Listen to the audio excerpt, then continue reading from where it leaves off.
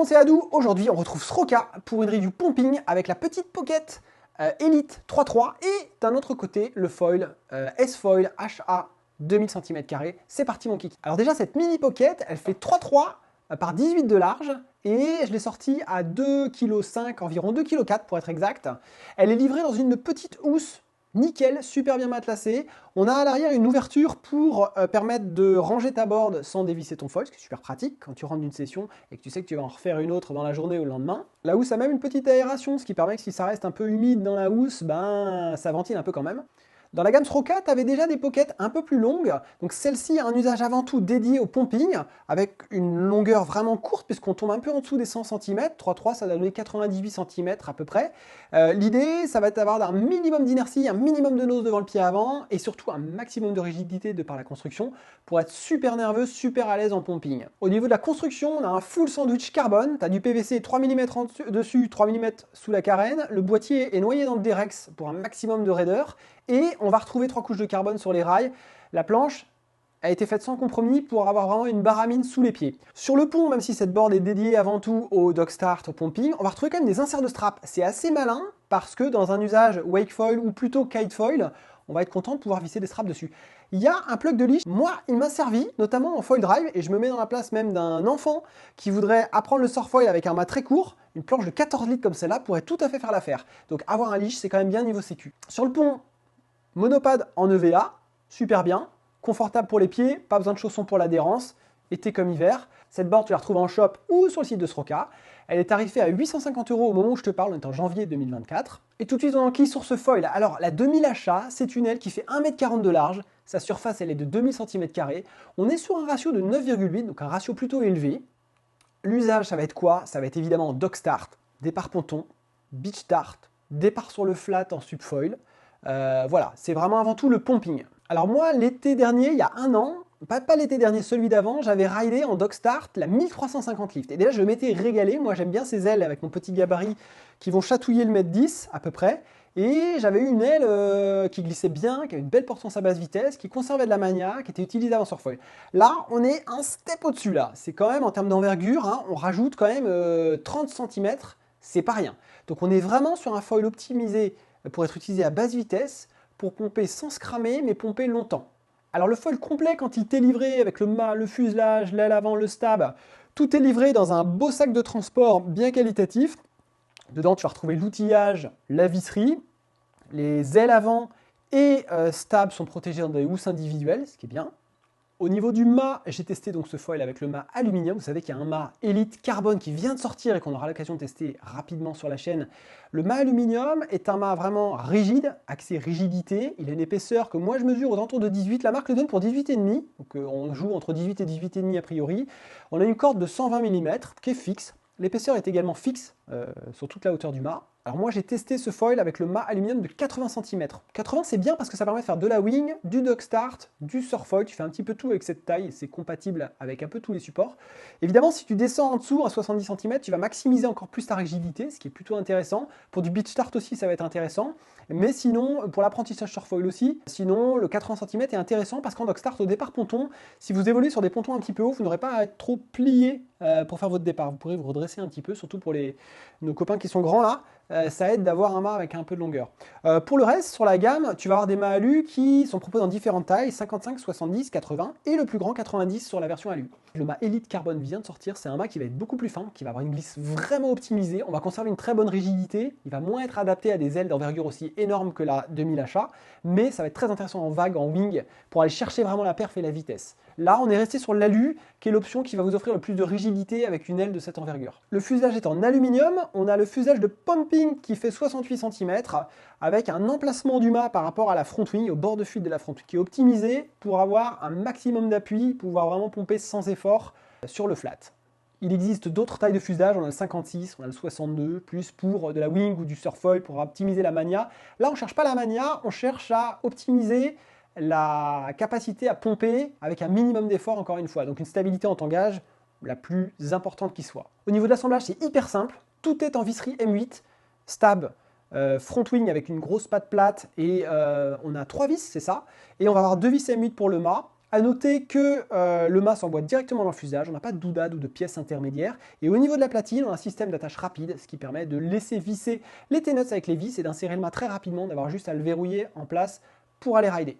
La platine incorpore un petit pad de protection pour ne pas rayer votre carène lors du montage. J'ai testé ce foil avec le stab dédié, pumping, optimisé basse vitesse, le 290. Alors c'est un stab qui est vraiment mouse costaud, il a un peu de corde, il fait 50 cm d'envergure, t'y crois toi, c'est vraiment grand. Hein, et on a une corde max à 7,8 cm, et l'épaisseur max du stab fait 9,8 mm.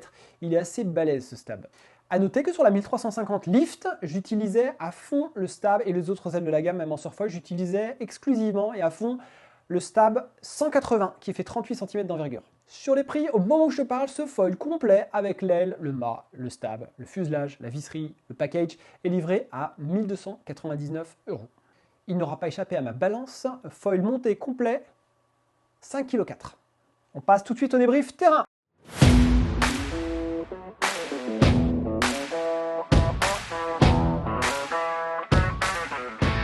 Alors quand j'ai reçu le matos, on a assez vite basculé vers l'automne-hiver avec des conditions de vent assez fortes, de houle, donc c'était pas hyper propice. Donc ce qui s'est passé, c'est qu'au début j'avais du vent, mais il fallait faire honneur, il fallait quand même aller tester le matos, j'avais envie de le tester. Donc j'ai reçu dans la même période les foil drive, donc c'est ce dispositif qui permet de décoller sur du flat ou voilà, d'aller chercher des vagues au loin. Donc j'ai collé ça sous la pocket, j'ai mis le 2000 et j'ai été à l'eau un jour où il y avait 20 nœuds de vent. Je suis remonté face au vent, je me suis fait des petites descentes. Ça m'a permis de me régler. Alors déjà, le foil, moi, je le mets plutôt en arrière, un réglage 2-3. Faut pas hésiter à reculer pas mal. Cette nave m'a permis de me régler. Il y a un peu de rocker sur l'avant de la planche. Le nose babouche un peu, ce qui permet de pardonner les touchettes. Pour autant, il faut faire attention de ne pas trop avancer vos pieds sur la planche. Donc, il ne faut pas avoir un foil trop avancé parce que sinon, vous allez avoir le pied avant plus haut que le pied arrière. Et c'est là où on passe complètement à côté de l'intérêt de la pocket. On se retrouve avec un effet, un pseudo-ressenti nose-up qui ne va pas être bon. Donc, n'hésitez pas à mettre le foil plutôt sur la partie vraiment arrière du box. Ça, c'est ce que j'ai appris. Et ça colle apparemment avec ce que fait le Team Sroka sur les réglages. J'avais donc le stab 290, cette grande aile, et j'ai pu voir vraiment l'imposante puissance, portance, stabilité en tangage de cette aile. Alors ce n'était pas évident parce que il y avait certes des espèces de bumps, donc ça permettait de redescendre vers la plage en pompant et en glidant un peu. L'aile n'est pas très rapide, donc c'est pas une aile pour faire du downwind, c'est pas une aile pour suivre la houle, hein. Attention, c'est une aile pour économiser ses forces, économiser son cardio et ses jambes, pomper au ralenti, mais pomper longtemps. C'est l'esprit, tu sais, du lièvre et de la tortue, là. Ça sert à rien de partir à Mach 12, faut mieux y aller tranquille, mais tranquille sur une durée importante. Après, tu te rends bien évidemment compte que sur une aile d'1,40 m, s'il y a des mouvements d'eau, du clapot, du vent, clairement, c'est pas du tout indiqué. Alors, j'ai quand même pu tester l'aile en wing, comme la houle descendait, mais j'avais encore du vent, c'était un peu pénible pour faire du vrai dog start. Et en wing foil, moi j'avais eu l'expérience d'une Leviathan 1750, c'est une grande aile de sapfoil qui fait 1,75 m. C'est un calvaire en wing parce que tu étais incapable de passer un jibe avec ça tellement ça avait d'emprise en roulis. Là, j'ai trouvé que c'était gérable. Je suis sorti dans du 5 à 8 nœuds, un vent vraiment ultra faible, avec en plus une planche qui avait une bonne glisse, qui était une planche de downwind assez élancée. J'ai réussi à voler dans rien. Est-ce que ça a un intérêt avec cette aile? Je pense que l'intérêt, il y en a un, mais il est quand même très limité. Avec ce même châssis, ce même mât, ce même fuselage bien raide, autant mettre la 1350 Lift qui vient juste en dessous, parce que finalement, à 3-4 nœuds près, pour quasiment rien de plus, tu vas réussir à décoller avec la taille en dessous dans la gamme Sroka, et au moins, tu pourras aller plus vite, tu pourras mieux suivre la houle, tu auras une maniabilité bien meilleure, et tu auras un très bon pumping aussi. Donc, c'est pas une aile faite pour faire de la wing, mais si tu veux t'éclater dans un vent misérable, tu pourras le faire comme je l'ai fait. Et pour te dire, ce jour-là, le vent était tellement faible que je me suis dit, on va ranger la planche, on va essayer de faire des beach starts. Alors la petite difficulté, c'est que Bruno m'avait envoyé le mat 80. Et 80, bon, je suis pas un cador en beach start non plus, ça passe pas à tous les coups, mais avec un mat 80, j'avoue que ça fait beaucoup. J'ai au moins eu le mérite d'essayer, je me suis boité.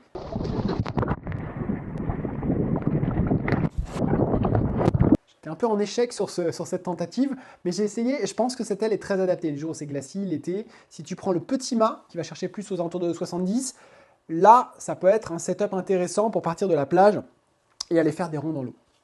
Dans le déroulé chronologique de ces tests, après, la houle est restée assez importante, mais le vent est tombé et c'était pas idéal pour pouvoir beach starter dog starter plutôt sur le spot que j'avais en tête. Et du coup, je me suis mis une session avec la Pocket, et cette fois-ci, je suis descendu en taille d'aile. J'ai pris la 1350 Speed, et alors là, je me suis régalé. On va aller surfer des petites vagues avec un petit foil drive pour décoller, parce que la planche au take-off est trop petite, et puis ça pète au bord, donc je suis obligé de partir d'un peu plus loin. Ça m'offre une possibilité nouvelle, on va dire. Stab 38 d'envergure, le 180. C'est un setup avec lequel j'avais beaucoup pompé l'année dernière en dog start et qui offre une bonne mania, bon pumping. C'est ce que je disais. C'est un bon setup de Lightwind en wing. Je l'ai utilisé en foil drive avec la Pocket de 14 litres. Alors, j'ai validé la glisse de la Pocket au take-off. Elle a un max de glisse, j'étais surpris. Je pensais que j'allais traîner de l'eau, que j'allais galérer pour m'en sortir. J'ai joué avec un petit kit de chez Foil Drive, le Slim, qui n'est pas une autonomie énorme. Et malgré tout, j'ai réussi à jouer plus d'une heure parce que j'avais cette aile, cette config un peu dog start mon point, hein, parce que l'aile fait quand même 1m10. Et j'ai réussi non seulement à juste pomper pour pomper et aller remonter au pic, et je redescendais en surfant, en glidant, en pompant, en faisant des courbes, l'aile tournait bien. Donc je me suis régalé parce que j'avais une planche rigide, confort. J'avais en plus ce plug de leash qui permettait d'accrocher quand même le matos à ma cheville, parce que quand tu as un foil, une board et un dispositif type foil assist, il y en a quand même pour du pognon. Donc l'idée, c'était quand même de pouvoir garder mon matos avec moi si je me faisais brasser dans une vague. Et j'ai adoré cette session qui était vraiment hyper fun. Il y avait des moments où c'était glacis, donc vraiment vraiment cool. Donc le châssis et la board Pocket vous permet aussi de passer toutes les autres ailes de la gamme. Et on a déjà des grandes glideuses, des bonnes ailes de pumping, voire de dog start, surtout pour des gabarits comme moi, en dessous de la 2000 H1.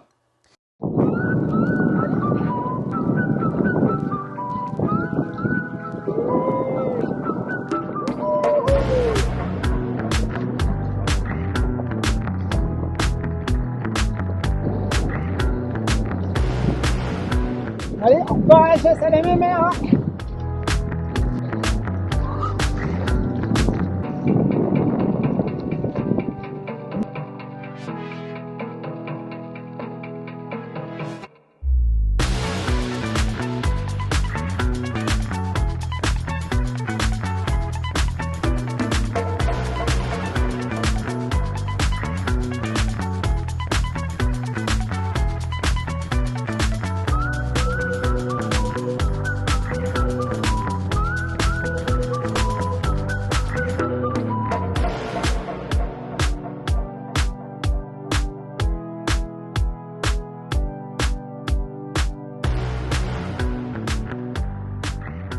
Ensuite, il y a eu cette session pure Dogstar, celle que j'attendais parce que j'avais galéré, il y avait toujours du vent, de la houle, du clapot, c'était merdique, il y avait 35 nœuds, c'était pas possible.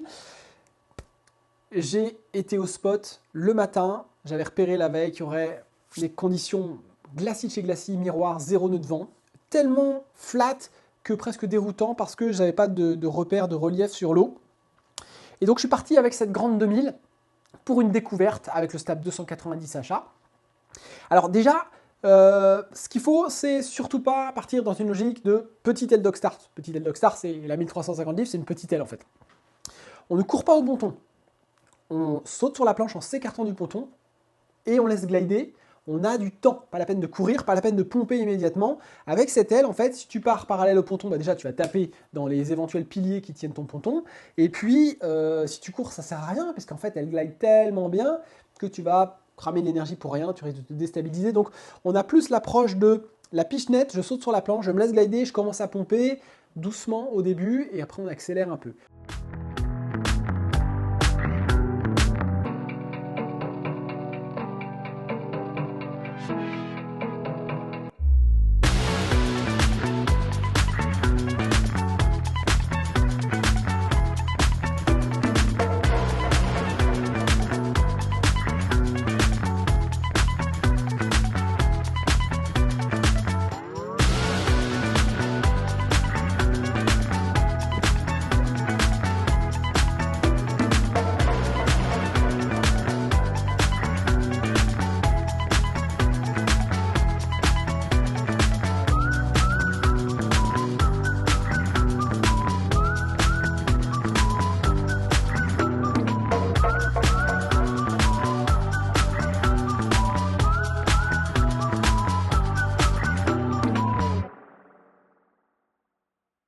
Ça va nécessiter un peu un réapprentissage, donc n'arrivez pas comme moi avec vos gros sabots et vos petites ailes et vos réflexes de petites ailes à pomper comme un débile. C'est pas du surfoil, c'est une autre approche. Par contre, cette approche, elle va être super sympa si tu habites en plan d'eau, tu as un plan d'eau intérieur, tu habites dans les terres, tu habites en Suisse, tu as des lacs de ouf, ou même en France, on a ce qu'il faut.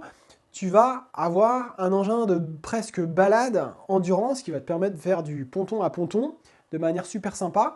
Mais attention, l'aile est vraiment fat. Donc on a une emprise en roulis qui n'est pas négligeable. Dans mon cas, j'ai trouvé que c'était surdimensionné.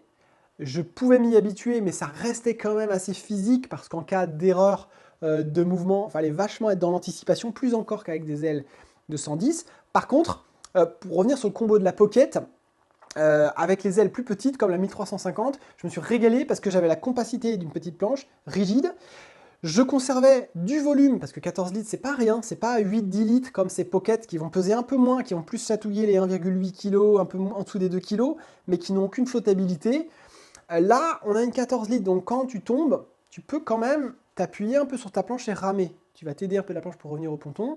Et quand on a des pontons hauts sans échelle, ce qui est le cas partout chez nous, en gros, tu vas remonter une fois au ponton, ça va, 2 fois, 10 fois, 15 fois, et à un moment donné, si tu ne peux pas t'appuyer sur la flottabilité de ta planche pour te hisser, tu vas voir que tu vas fatiguer assez vite. Surtout si tu n'as pas de copain pour récupérer ton matos quand tu arrives au ponton.